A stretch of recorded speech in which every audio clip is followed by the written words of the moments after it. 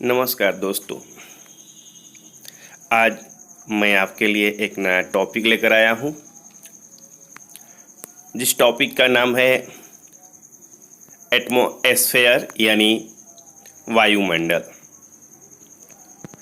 तो चलिए उसके बारे में हम लोग आज अध्ययन करते हैं।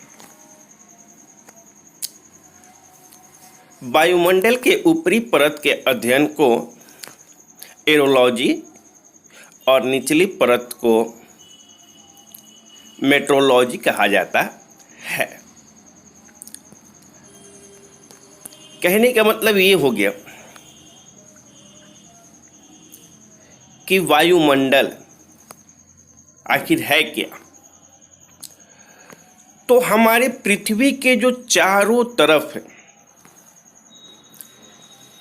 एक घेरा है, उस घेरा को हम लोग वायुमंडल कहते हैं। ओके। और वायुमंडल की संरचना कैसे हुई है और किन चीज़ों से हुई है, उसको हम लोग वन बाई वन करके समझेंगे। तो रह गया कि वायुमंडल की संरचना की बात। तो वायुमंडल की संरचना जो है वह 3 चीज़ों से मिलकर बना हुआ है। पहला गैस, जलवाष्प और धूल के कण। तो गैस की बात हो रही थी यहाँ। पहला तो गैस, ओके, नाइट्रोजन 78% है। ऑक्सीजन की अगर बात की जाए तो 20.93% है। ऑर्गन की अगर बात की जाए तो 0.93% ऑर्गन है। और कार्बन डाइऑक्साइड की अगर बात की जाए तो 0.03% है। ओके। अब जलवाष्प का मुख्य उद्देश्य है मौसम के फैसले में मुख्य भूमिका होता है। मौसम के फैसले में मुख्य भूमिका होता है जलवाष्प का, जैसे बादल बनना, कोहरा बनना, सर्दी का मौसम आना, गर्मी का मौसम आना। यानी मौसम में मेन भूमिका होता है जलवाष्प का। जलवाष्प एक और भी काम करता है कि पृथ्वी के ऊर्जा को क्या करता है, बनाए रखता है एंड सूर्य के अतिरिक्त प्रकाश को धरती पे आने नहीं देता। अब लास्ट जो है इसमें धूल के कण। तो जो धूल के कण जो है आपको जलवाष्प के कणों को आकर्षित करता है। जलवाष्प के कण को क्या करता है, आकर्षित करता है। गैसों का आवरण जो पृथ्वी गुरुत्वाकर्षण के कारण टिका हुआ है, और इन सारे जो गैसों का आवरण जो है वो किसके वजह से टिका हुआ है, तब पृथ्वी के गुरुत्वाकर्षण के कारण ये सारे हमारे वायुमंडल में टिके हुए हैं।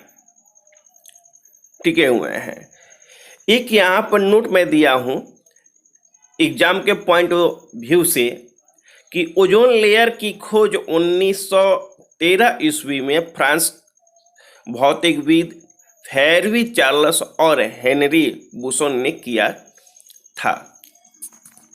Okay, next point. चलिए, तो वायुमंडल को 5 परतों में बांटा गया है।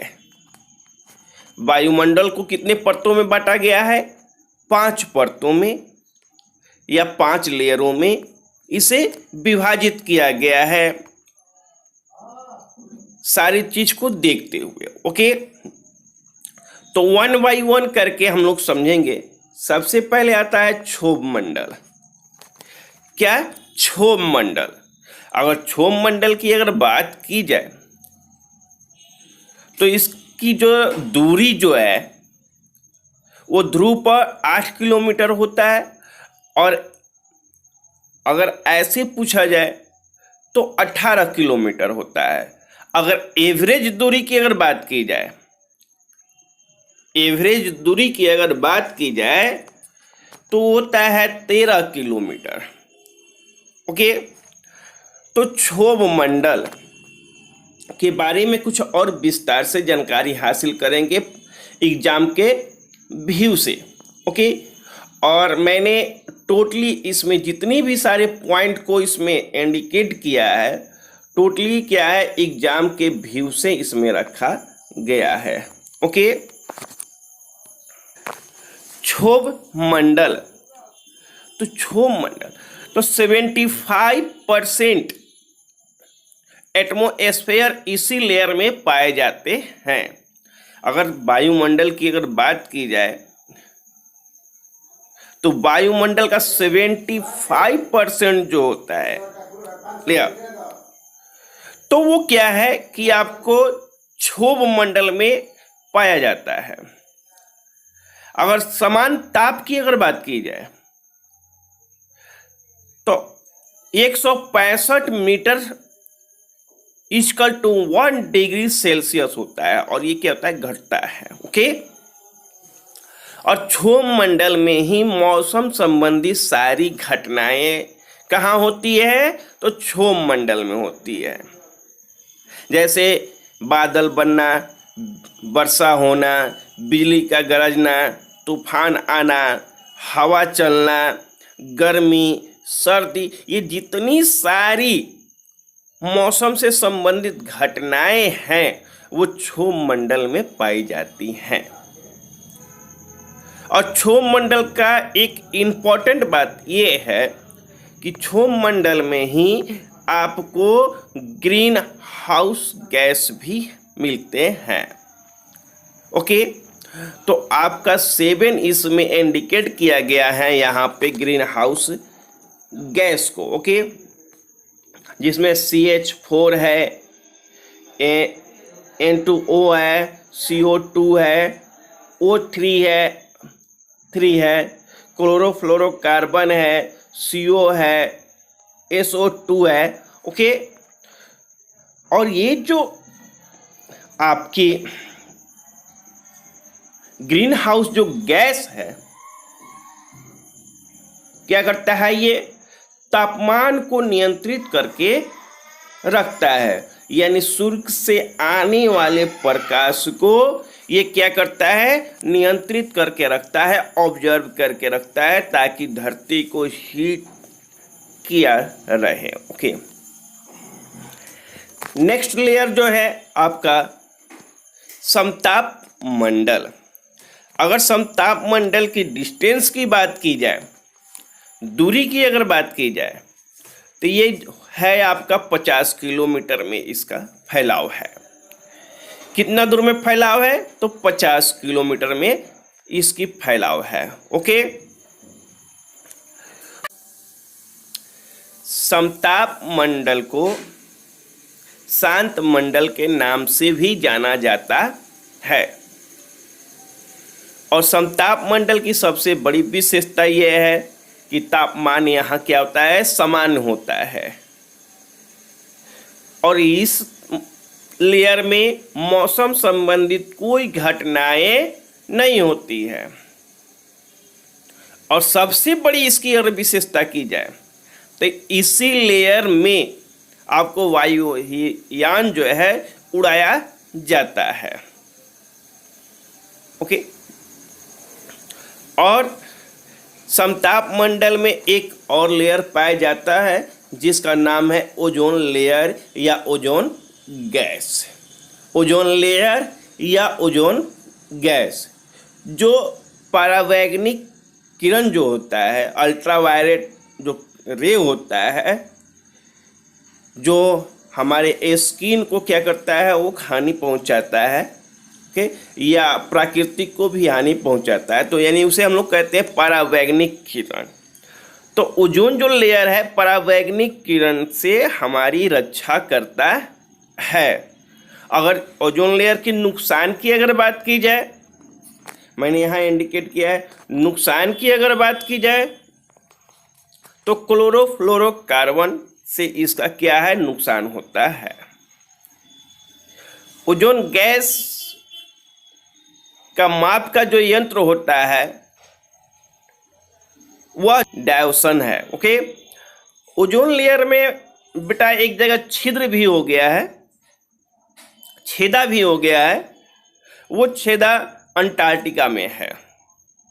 ओके, और वो जो छेदा है अगर नहीं भरता है तो अगर धीरे धीरे अगर बड़ा होता है तो पृथ्वी को नुकसान पहुंचा सकता है, क्योंकि अल्ट्रावायलेट जो रे होते हैं, किरणें होती हैं, वो डायरेक्ट पृथ्वी पर अगर पड़ती है तो वातावरण को तो नुकसान होगा ही होगा, प्लस मनुष्य को भी नुकसान होगा, क्योंकि परावैंगनिक किरणों से मनुष्य को स्किन कैंसर होने का शिकायत मिलता है। ओके, नेक्स्ट जो आपको मंडल है वो है मध्य मंडल। कौन सा मंडल है? मध्य मंडल। और ये मध्य मंडल जो है 80 किलोमीटर में है। ओके, तो मध्य मंडल क्या है?